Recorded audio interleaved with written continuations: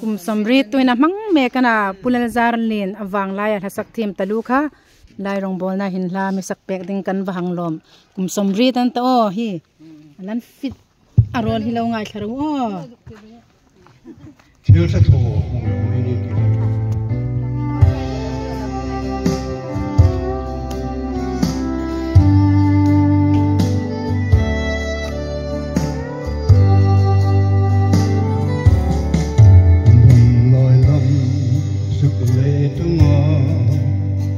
sát na tìm sự rối lơ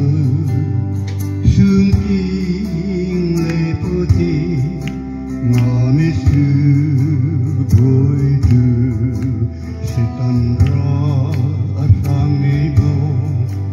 ê ca phên súc thum tuin gô đàn thi ngõ trăng lá trừ mê thật thong mong nó mây đi ấy in cha đó nô chừng hu nó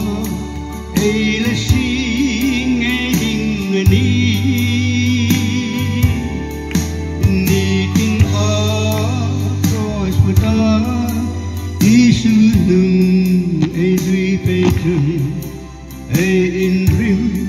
ra là xin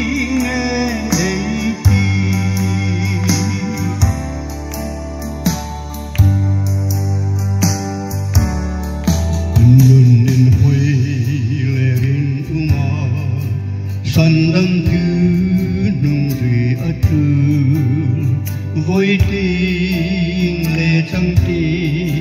thèm nơi tin có ra rồi họ đêm mi mặc sanin mùi xịt na purin la không sẽ tập la parong vô lệ thật thong hôm nó ngày đi ấy in cha đã nô chừng hu na ấy là xin nghe đình người đi đi tin rồi vừa ta đi sương ấy duy ấy chừng ấy in rim ra xin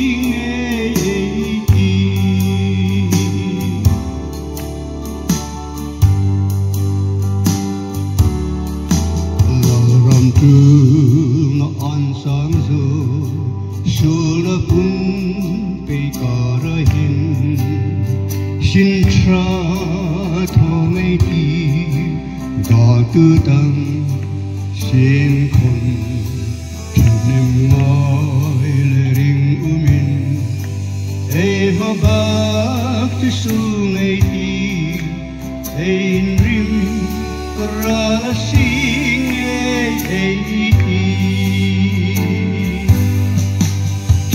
thật thong nó mây đi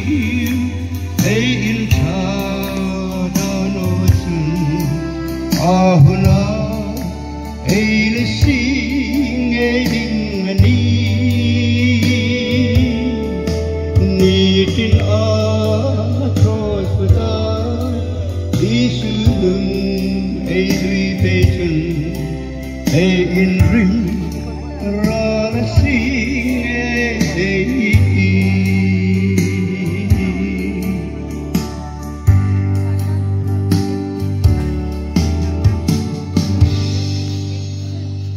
Pulalazar lin amen bu faida mo budam mihar sulit tui for collecting hair cut tin mosit uman langkha banram suma ahun chang paya kan valom de o Pulalazar lian hei hi kum somria tani tua amang meka a o hi avalan tra em rongbol na min telpui thia Zion Ministry kan member kan lalut nga la ni